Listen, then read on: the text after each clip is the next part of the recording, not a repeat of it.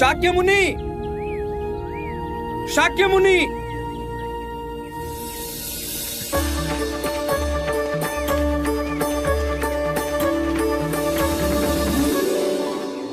अति शुभ समाचार है। सुदत मन के बहुत पक्के हैं। जो उन्होंने ठान लिया वो अवश्य किया होगा। सुदत बड़े लजीले हैं, वे स्वयं कुछ नहीं कहेंगे, लेकिन मैं पूरी घटनाक्रम बताऊंगा। हम दोनों को श्रावस्ती का जैत वन विहार के लिए अति शुभ लगा, किंतु कौशल नरेश प्रसन्नजीत, जिन्होंने ये वन अपने पुत्र जैत को भेंट किया था, वो इसे बेचने के विरुद्ध थे। प्रसन्नजीत ने अपने मन में आपसे पुराना वैमनस्य पाल रखा है। जैसे ही सुगत ने प्रसन्नजीत को जैतवन बेचने का प्रस्ताव रखा, वे एकदम क्रोधित हो गए। होश में तो हो सिद्धार्थ, पता भी है क्या मांग रहे हैं? जेठवन महाराज, अपने गुरु बुद्ध के विहार के लिए मुझे ये स्थान उचित लगा। हम अपना जैतवन सिद्धार्थ को नहीं देंगे। बड़ा प्रतिशोध है हमारे मन में उसके लिए। अब क्षमा करें महाराज, अब वो सिद्धार्थ कहां रहे? साम्यक संबोधि प्राप्त बुद्ध बन गए।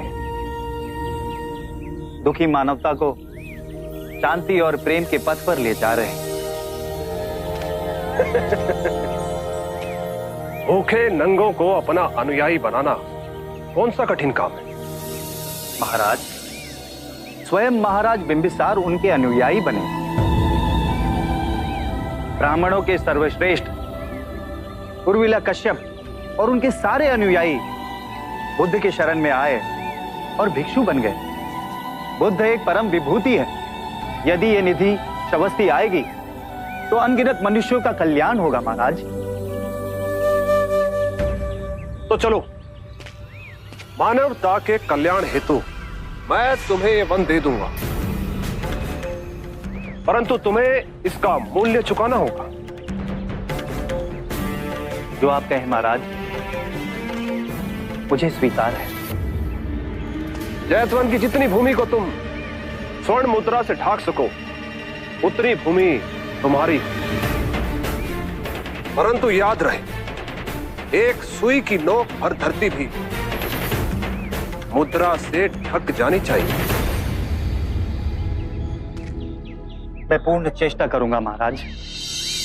मैं अचंभित था,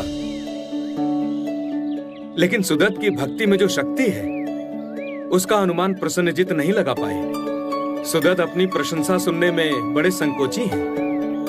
इन्होंने अपने कोष की सारी मुद्राएं बैलगाड़ियों में लदवाकर जैतवन की धरती के हर कोने को पूरी तरह से ढांक दिया, और जब सब धन व्यय हो गया तो सुदत की जो बची संपत्ति थी उसे बेचकर और स्वर्ण मुद्राएं खरीदी और उससे हर एक कोने को ढांक दिया।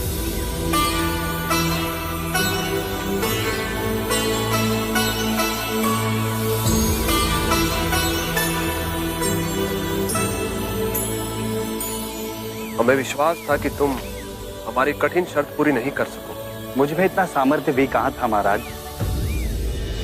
ये तो बुद्ध की कृपा है कि मैं अपने दिए हुए वचन को पूर्ण कर सका। सिद्धार्थ से तुम इतने प्रभावित हुए सिद्धार्थ कि जीवन की पूंजी, अपनी सारी कमाई दांव पे लगा दी। सिद्धार्थ नहीं रहे वो। हम असंख्य सोए हुए मनुष्यों में केवल एक ही है जो जाग गया है, बुद्ध बन गया है। बुद्ध के जहां जहां चरण पड़ेंगे वो धरती पावन हो जाएगी, तीर्थ बन जाएगी। यदि आपने मुझसे मेरे प्राण भी मांग लिए होते तो वो भी मैं भेंट कर देता। फिर ये धन तो बहुत तुच्छ है महाराज। व्यक्ति के नाम के अनुसार उसके गुण, उसके आचरण बहुत कम मेल खाते हैं, परंतु जैसे तुम हो उतना ही शुभ तुम्हारा नाम भी है। अनाथ पिंडिका। अनाथ जो दीन है, जो क्षीण है, उनके लिए तुम्हारी पिंडिका सर्वदा खुली रहेगी। युग बीतेंगे, परंतु तुम्हारे नाम का यश कभी नहीं मिटेगा। प्रेम से दिया हुआ रूखा सूखा भी रुचिकर हो जाता है। तुमने तो अपना तन, मन, धन सब कुछ लुटा दिया। आभार तुम्हारी इस मैत्री का। आप जेतवन पधारेंगे ना बुद्ध? अवश्य, मैं जेतवन अवश्य पधारूंगा। अभी आप अपने आश्रम में जा विश्राम कीजिए, हमें भिक्षाटन के लिए जाना है।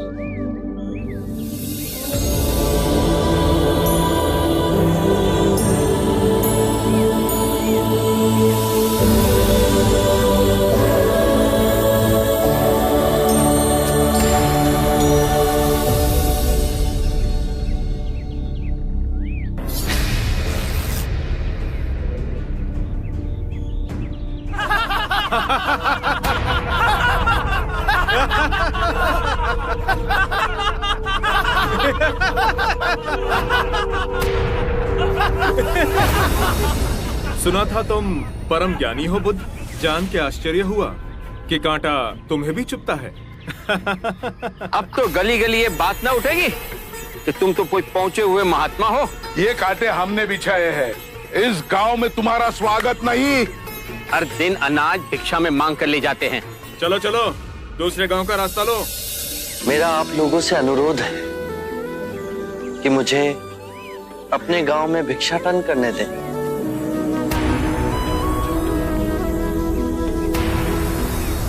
ठीक है, भिक्षा चाहिए तो दे अपने रक्त की आहुति।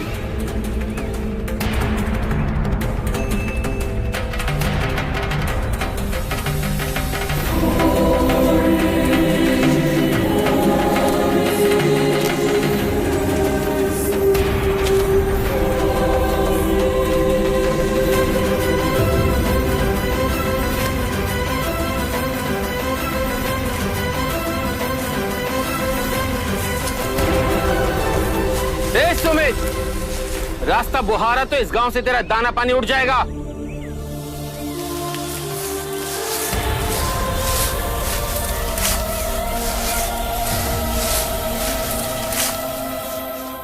आप गांव में प्रवेश कीजिए। इन मुट्ठी भर लोगों से कई अधिक लोग आपको भिक्षा देने के लिए आतुर हैं।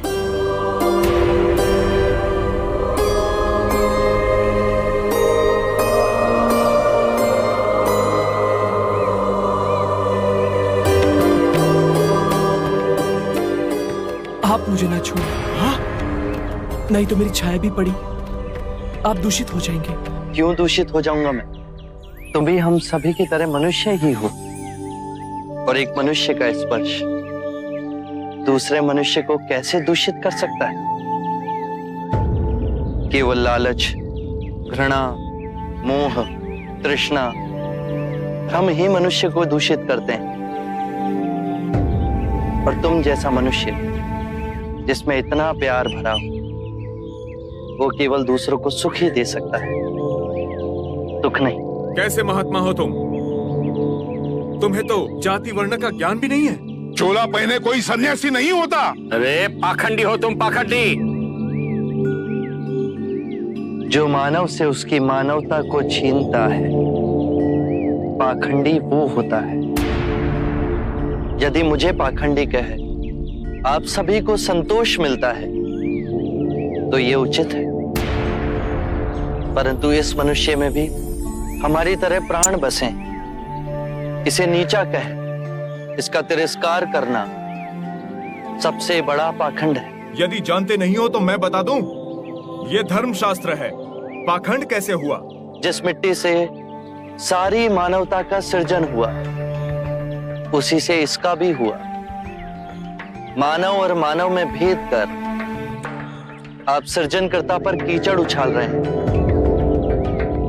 यदि हम आकाश में कीचड़ उछालेंगे तो आकाश तो ऊंचा ही रहेगा, परंतु कीचड़ वापस हमारे ऊपर ही गिरेगा। आकाश ने तो भेद नहीं किया, वो हम सभी को एक पिता समान ढके हुए है। ये धरती प्रधान उपजती है। इसने हमारे साथ भेदभाव नहीं किया। ये हवा हम सभी के लिए समान बहती है। पानी हर प्यासे की तृष्णा को बुझाता है। जब प्रकृति भेदभाव नहीं करती तो हम मनुष्य में भेदभाव क्यों करते हैं? यदि ऐसा है तो इसे संघ में भिक्षु क्यों नहीं बनाते? बहुत अच्छा सुझाव दिया आपने। सुनीत, क्या तुम भिक्षु बनना चाहोगे? मैं अछूत, आप जैसे महात्मा का भिक्षु मैं इस योग्य नहीं हूं। जो मनुष्य दूसरे मनुष्य की पीड़ा को देख व्यथित हो जाए, उससे उत्तम कोई दूसरा नहीं। मैं बुद्ध स्वागत करता हूं सुनीत का हमारे भिक्षु संघ में।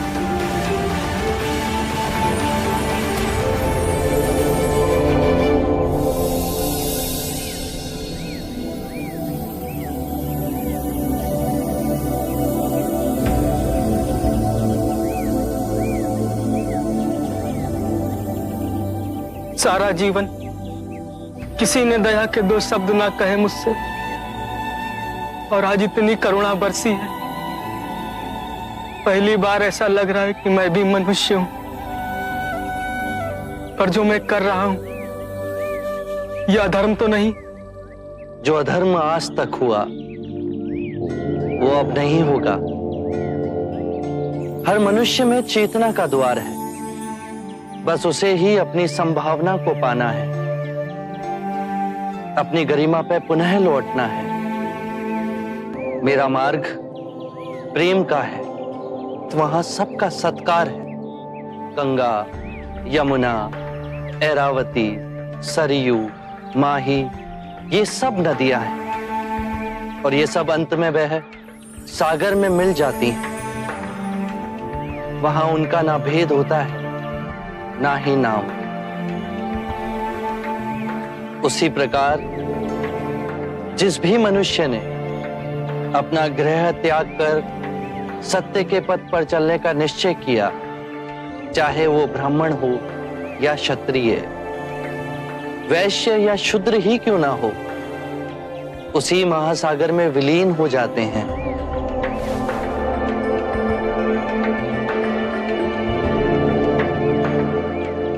हर मनुष्य के अश्रुओं में नमक होता है, उसके लहू का रंग लाल होता है।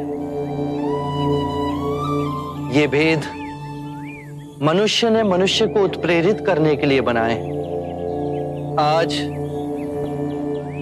मैं इन भेदों को काटता हूं। आज सुनीत को दीक्षा देना क्रांतिकारी होगा। हम पर बहुत से संकट आएंगे, हमें और तिरस्कृत किया जाएगा, पर सत्य आने वाली आंधी के सामने अडिग रहेगा।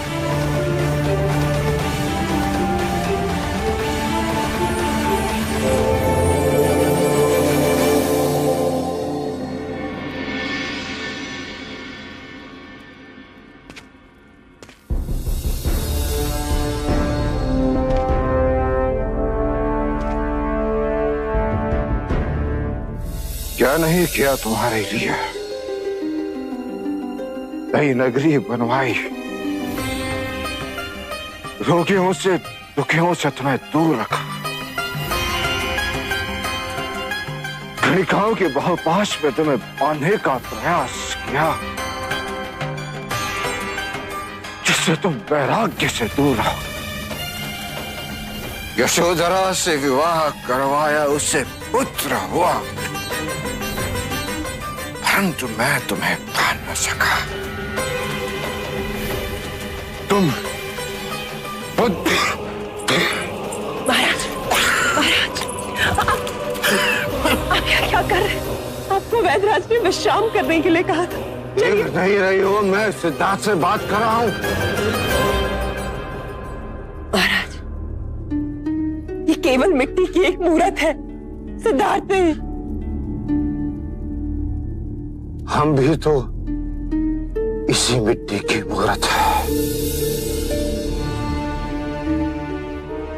एक दिन इसी मिट्टी में मिलना है।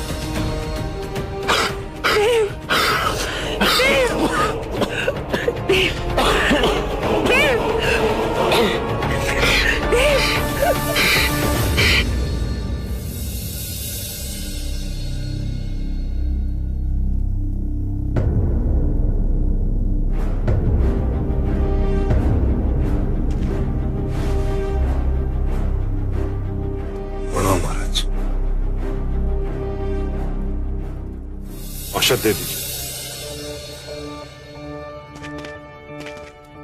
महाराज की दशा अत्यंत गंभीर है।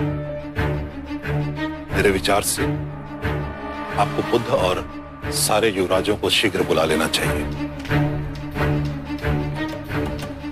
अमिता, चन्ना का जाना उचित होगा। तुम जाके चन्ना से कहो कि जितनी शीघ्र हो सके बुद्ध और युवराजों को लेकर आए। अवश्य। प्रजा,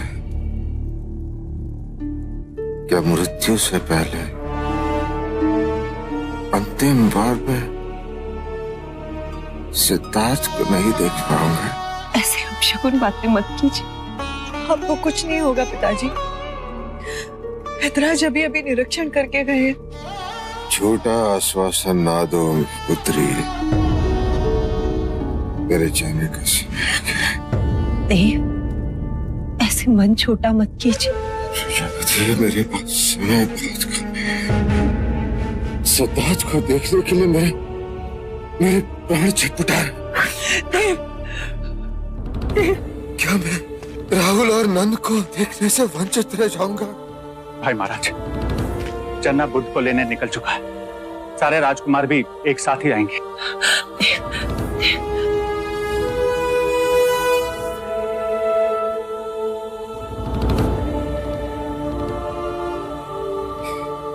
ये सांस तब तक चलेगी अनुज? भाई महाराज, मनोबल ना हारिए।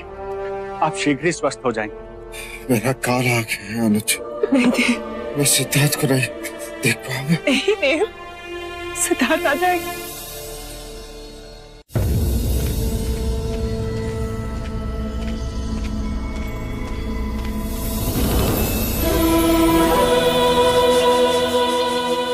बुद्ध, चन्ना तुम? आपको और सभी युवराजों को शीघ्र अतिशीघ्र कपिल वस्तु प्रस्थान करना हो। हुआ क्या है चन्ना? महाराज शुद्धोधन अंतिम सांसें ले रहे हैं। आप सभी के अंतिम दर्शन करना चाहते हैं।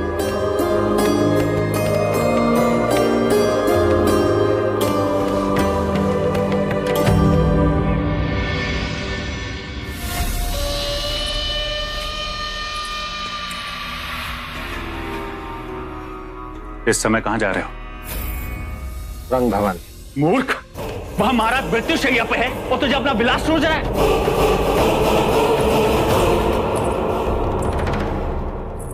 देवदत्त, तुम्हारा यहां रहना आवश्यक है।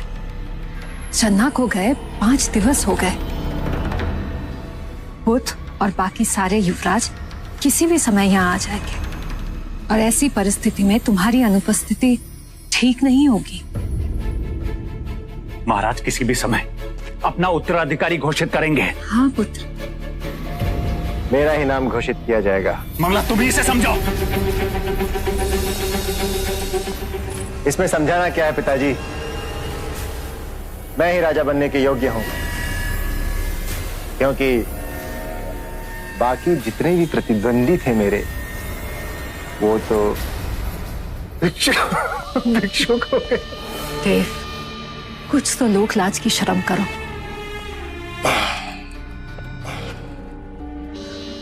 ना तो मुझे किसी का भय और ना कोई मेरे रास्ते की अड़चन बन सकता है। रुको देव। समझने की कोशिश करो माँ। अपनी मदिरा और अपनी गणिकाओं के बिना जी नहीं लगता मेरा।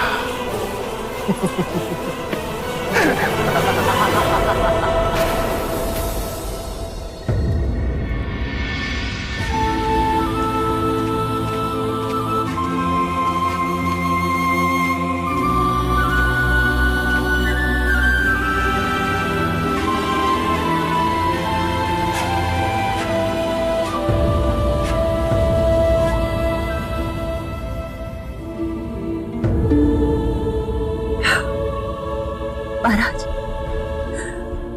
महाराज देखिए तो कौन आया।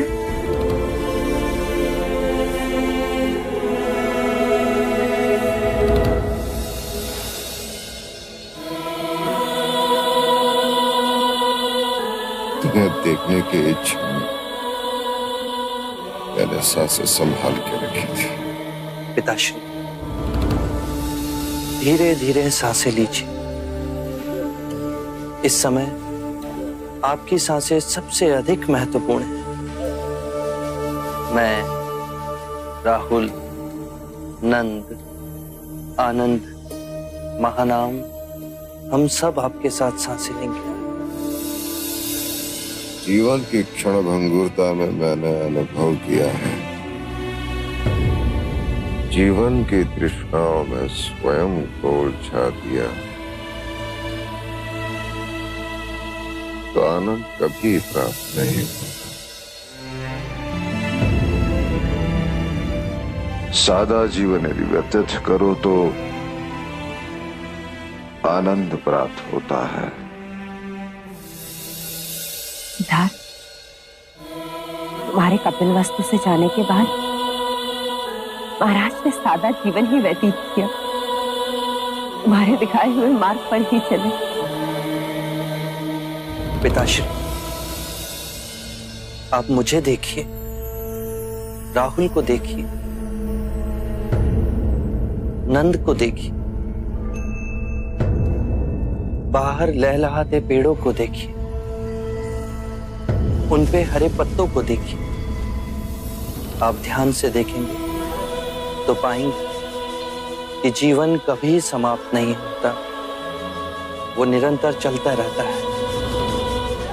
वैसे ही आप मुझ में जीवित रहेंगे, राहुल में जीवित रहेंगे, नंद में जीवित रहेंगे। यहाँ जितने भी आपके प्रियजन हैं, उन सभी में आपकी जीवन ऊर्जा विद्यमान। देखिए, राहुल आपके शरीर का ही अंश है।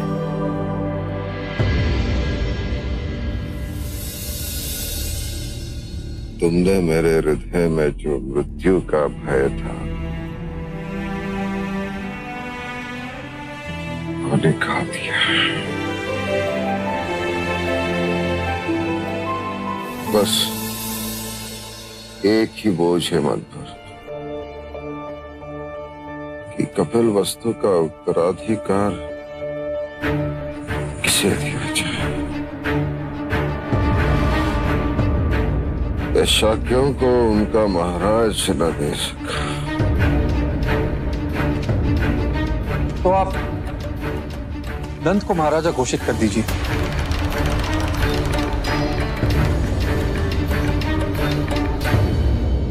पिताजी,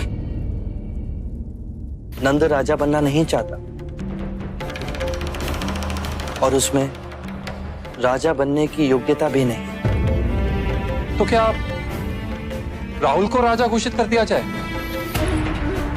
वो अभी बहुत छोटा है।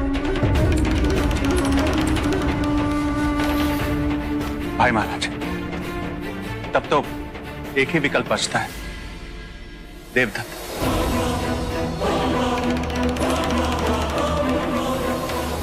यदि आप चाहें तो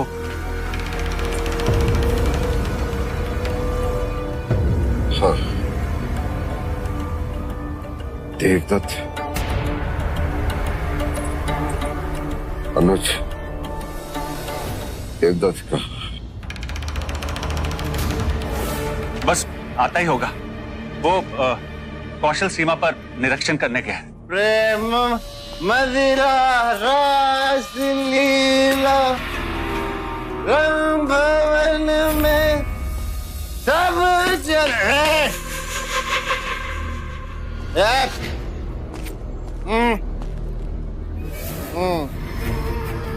हाँ महाराज, बुद्ध के बाद एक देव ही तो है जिसे अपने पूरी प्रजा का ख्याल है। संभालिए, संभालिए अपना। ठीक है। गुरुवर्य, पति वाचस्पति। ओ वैदराज महाराज, आपका नाम वाचस्पति किसने रखा? प्रेम मदिरा रास लीला रंग भवन में सब पले, प्रेम मदिरा रास लीला।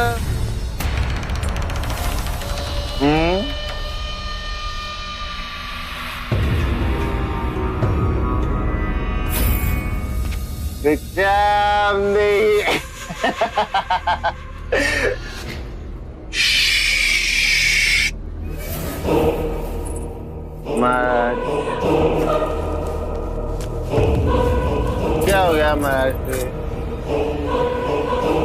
ओ युवराज बुद्ध की जय, युवराज बुद्ध की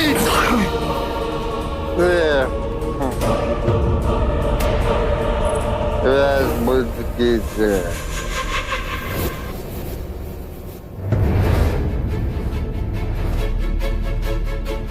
आप सर्वज्ञानी, कृपया आप ही बताएं, क्या शाक्य कुल का भविष्य देवदत्त के हाथ में सुरक्षित? स्वयं को नहीं संभाल सकता, राज्य की प्रजा का भार क्या? महाराज आप विश्राम करें।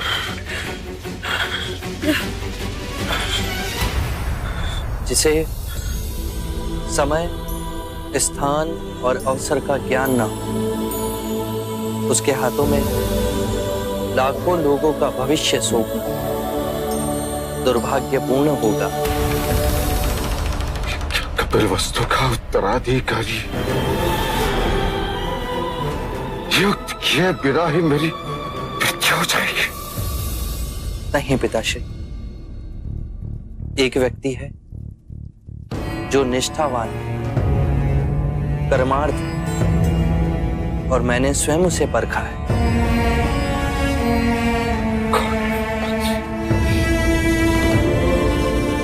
तुम जिसे श्रेष्ठ समझो, मेरा उसे समझता होगा।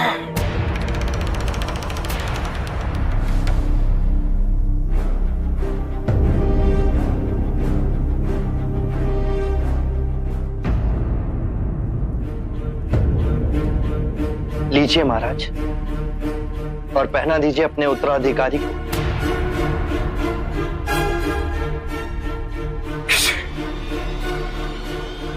महानाम।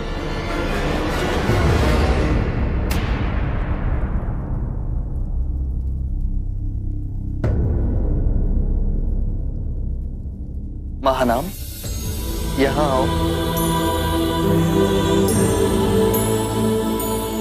ज्येष्ठ, क्या मैं इस योग्य हूं? लीजिए महाराज।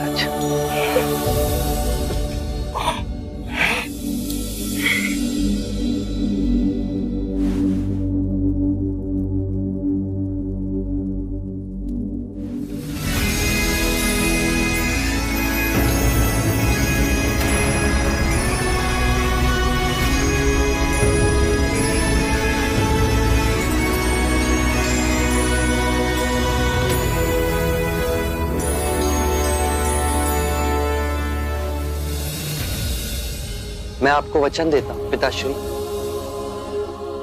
मैं तब तक कपिलवस्तु से नहीं जाऊंगा जब तक महानाम पूर्ण राजपाट संभाल नहीं लेता।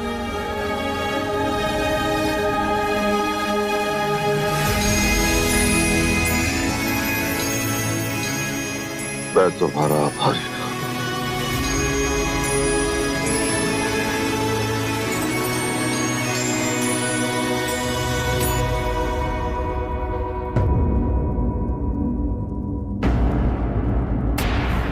महाराज, महाराज, देव!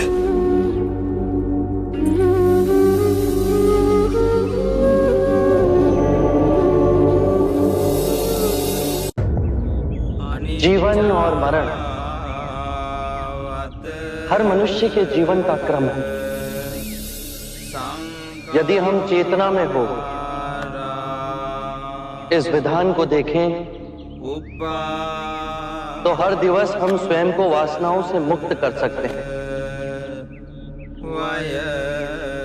ऐसा जीवन जी सकते हैं जहां शांति, आनंद और संतोष का सर्वदा वास हो। यही हर धर्म का सार है, यही हर जीवन की सच्चाई है। ना जन्म होता है, ना मृत्यु होती है, ना सृजन होता है, ना प्रलय आती है, ना कुछ घटता है, ना ही कुछ बढ़ता है। चारों ओर केवल शांति, शांति, शांति।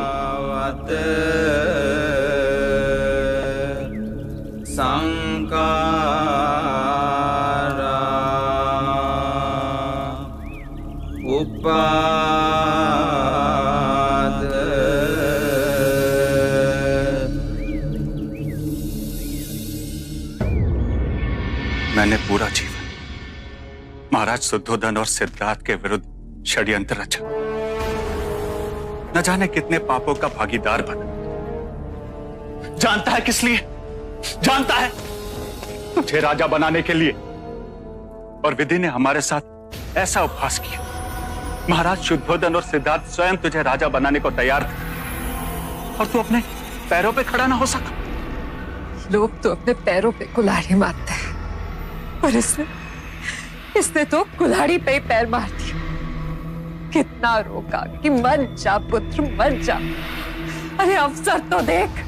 नहीं, इसे तो रंग भवन जाने की आग लगी हुई थी। सिद्धार्थ राजा न बन सके, इसलिए सिद्धार्थ को मदिरा में डुबाने का प्रयत्न किया। गणिकाओं के रूप रंग में खो जाए, इसलिए रंग भवन भेजा। परंतु वो तो रंग भवन से भी अछूता लौट आए। हमारे भाग्य की विडंबना देखो मंगला। हमारा पुत्र स्वयं गणिका और मदिरा में फंस गया। केवल राज सिंहासन ही नहीं, मान सम्मान सब खो दिया इसने। बहुत सुना लिया आपने। यदि शोक मनाना है तो जाइए महादेवी प्रजापति के पास।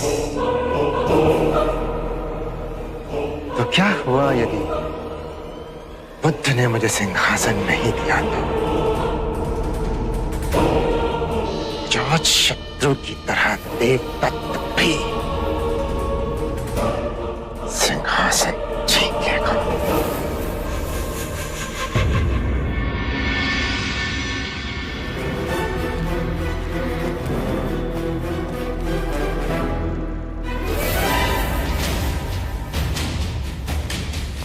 माँ, आशीर्वाद दे मुझे। मैं अपना प्रतिशोध लेने जा रहा हूं।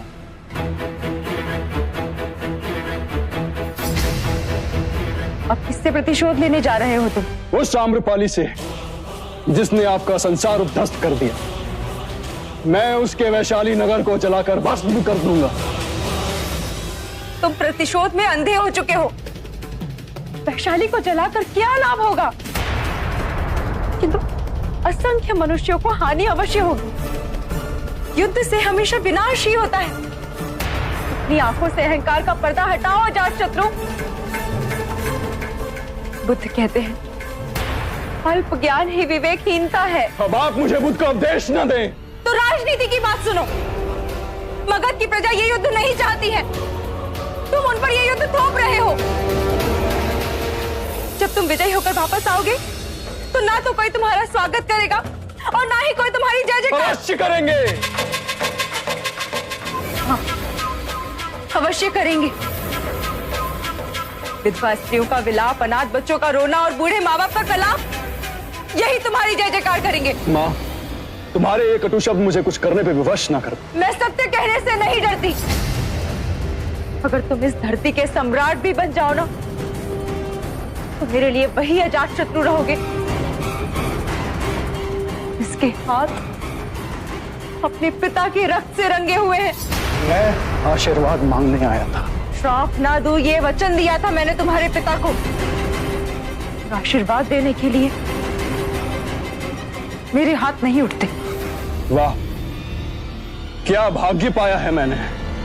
जिस माँ के स्वाभिमान के लिए मैं अपनी जान पर खेलने जा रहा हूं, उस माँ के मुख से आशीर्वाद तो दूर, मेरे लिए अपशब्द निकल रहे हैं।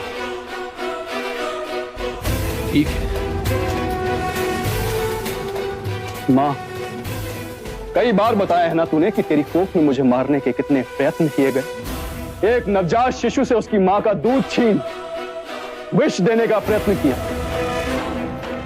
वो कहते हैं ना, जैसी माँ वैसा उसका पुत्र।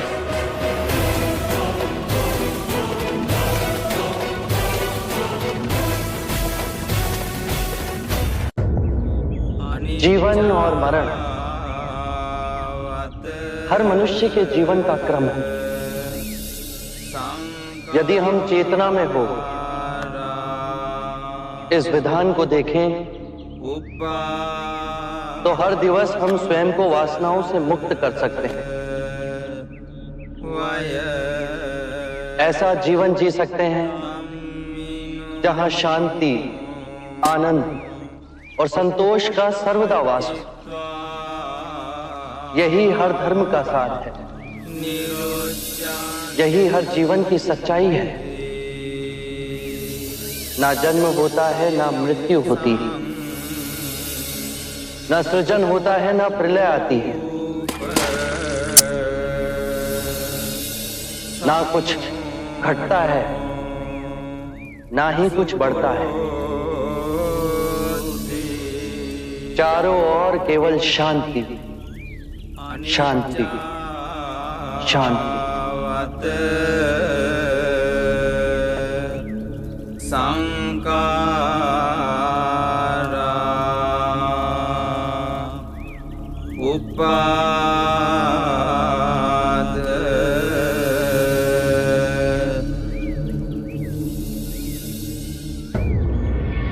मैंने पूरा जीवन महाराज शुद्धोधन और सिद्धार्थ के विरुद्ध षड्यंत्र रचा। न जाने कितने पापों का भागीदार बना। जानता है किस लिए? जानता है तुझे राजा बनाने के लिए। और विधि ने हमारे साथ ऐसा उपहास किया। महाराज शुद्धोधन और सिद्धार्थ स्वयं तुझे राजा बनाने को तैयार थे, और तू अपने पैरों पे खड़ा ना हो सका। लोग तो अपने पैरों पे कुल्हाड़ी मारते हैं, पर इसने तो कुल्हाड़ी पे ही पैर मार दिया। कितना रोका कि मर जा पुत्र, मर जा। अरे अवसर तो देख। नहीं, इसे तो रंग भवन जाने की आग लगी हुई थी। सिद्धार्थ राजा न बन सके, इसलिए सिद्धार्थ को मदिरा में डुबाने का प्रयत्न किया। गणिकाओं के रूप रंग में खो जाए, इसलिए रंग भवन भेजा। परंतु वो तो रंग भवन से भी अछूता लौटा है। हमारे भाग्य की विडंबना देखो मंगला। हमारा पुत्र स्वयं गणिका और मदिरा में फंस गया। केवल राज सिंहासन ही नहीं, मान सम्मान सब खो दिया इसने। बस बहुत सुना लिया आपने। शोक मनाना है तो चाहिए महादेवी प्रजापति के पास। तो क्या हुआ यदि बुद्ध ने मुझे सिंहासन नहीं दिया तो? जात शत्रु की तरह देवदत्त भी सिंहासन छीनेगा।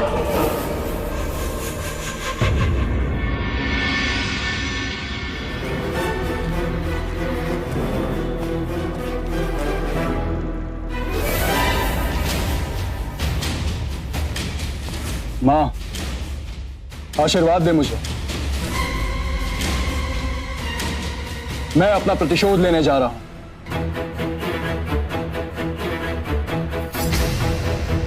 अब किससे प्रतिशोध लेने जा रहे हो तुम? उस आम्रपाली से जिसने आपका संसार उद्ध्वस्त कर दिया। मैं उसके वैशाली नगर को जलाकर भस्म कर दूंगा। तुम प्रतिशोध में अंधे हो चुके हो। वैशाली को जलाकर क्या लाभ होगा? किंतु असंख्य मनुष्यों को हानि अवश्य होगी। युद्ध से हमेशा विनाश ही होता है। अपनी आंखों से अहंकार का पर्दा हटाओ अजातशत्रु। बुद्ध कहते हैं अल्प ज्ञान ही विवेकहीनता है। अब आप मुझे बुद्ध का उपदेश न दें। तो राजनीति की बात सुनो। मगध की प्रजा ये युद्ध नहीं चाहती है। तुम उन पर ये युद्ध थोप रहे हो। जब तुम विजयी होकर वापस आओगे तो ना तो कोई तुम्हारा स्वागत करेगा और ना ही कोई तुम्हारी जय जयकार। अवश्य करेंगे। हाँ, अवश्य करेंगे। विधवा स्त्रियों का विलाप, अनाथ बच्चों का रोना और बूढ़े माँ बाप का कलाप, यही तुम्हारी जय जयकार करेंगे। माँ, तुम्हारे ये कटु शब्द मुझे कुछ करने पे विवश ना कर। मैं सत्य कहने से नहीं डरती। अगर तुम इस धरती के सम्राट भी बन जाओ ना, तो मेरे लिए वही अजातशत्रु रहोगे। इसके हाथ अपने पिता के रक्त से रंगे हुए हैं। मैं आशीर्वाद मांगने आया था। श्राप ना दूं ये वचन दिया था मैंने तुम्हारे पिता को। आशीर्वाद देने के लिए मेरे हाथ नहीं उठते। वाह, क्या भाग्य पाया है मैंने। जिस माँ के स्वाभिमान के लिए मैं अपनी जान पर खेलने जा रहा हूं, उस माँ के मुख से आशीर्वाद तो दूर, मेरे लिए अपशब्द निकल रहे हैं। ठीक है माँ, कई बार बताया है ना तूने कि तेरी कोख में मुझे मारने के कितने प्रयत्न किए गए। एक नवजात शिशु से उसकी माँ का दूध छीन विष देने का प्रयत्न किया। वो कहते हैं ना, जैसी माँ वैसा उसका पुत्र।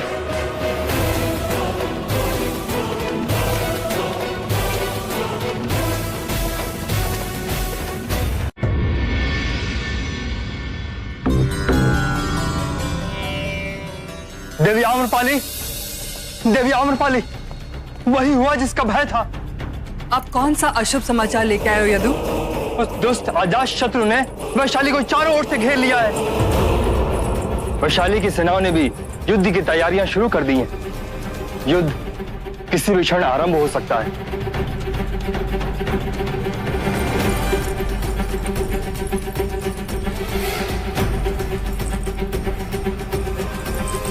ये और मेरे सारे आभूषण ले जाओ और वैशाली के राजकोष में समर्पित कर दो, और मुझसे जो बन पड़ेगा मैं करूंगी। पर इस युद्ध में अपनी वैशाली को पराजित नहीं होने दूंगी मैं। महाराज बिंबिसार के शासन में ऐसा अनर्थ कभी ना होता। वो बुद्ध के दिखाए मार्ग पे चले और वो अहंकारी अजातशत्रु प्रतिशोध के मार्ग पे चल रहा है। पर पराजय अजातशत्रु की ही होगी और इस अधर्म के युद्ध में वैशाली की विजय होगी।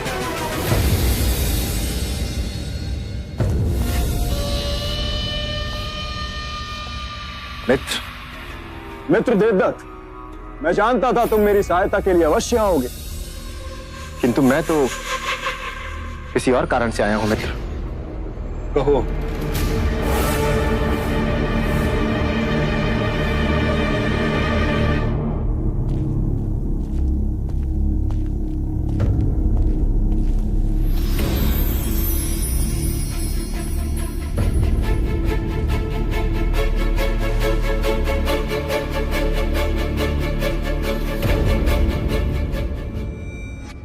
मित्र, शाक्यों के महाराज शुद्धोधन की मृत्यु हो चुकी है और उन्होंने महानाम को शाक्यों का महाराजा घोषित करके उसका राज्याभिषेक भी कर दिया है। महानाम के राज्याभिषेक के पीछे सिद्धार्थ का हाथ है।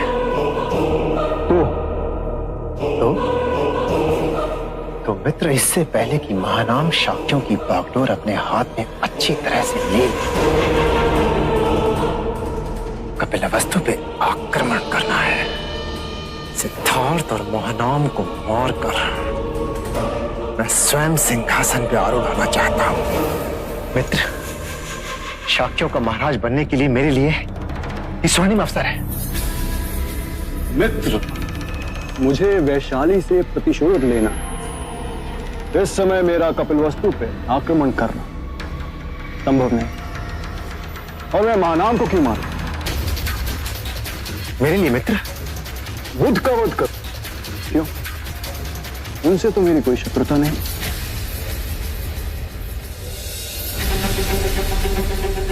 मित्र, जब तुम्हें मगध का तख्त पलट करना था तो मेरे विश्वसनीय सैनिकों ने वेश बदलकर तुम्हारी सहायता की थी। आज मुझे तुम्हारी सहायता की आवश्यकता है।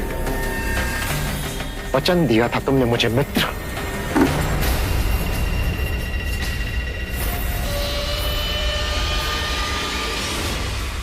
मित्र, तुमने मुझे वचन दिया था कि समय आने पर तुम मेरी सहायता करोगे, और आज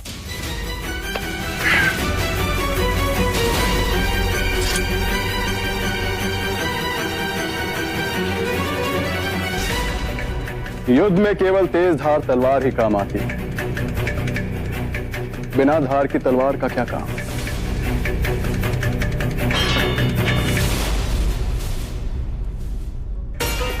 वैसे ही मैत्री भी अपने स्वार्थ के लिए की जाती है। जब मेरा स्वार्थ था, मैंने मैत्री की।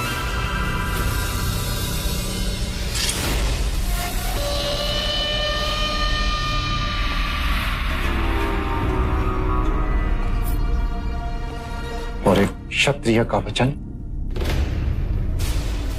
योद्धा केवल क्षत्रिय नहीं होते, राजनीतिज्ञ भी होते हैं। और राजनीति में वचन केवल इसलिए दिए जाते हैं ताकि तोड़े जा सके। दूर से आए हो, थक गए होगे मित्र, थोड़ा विश्राम कर लो।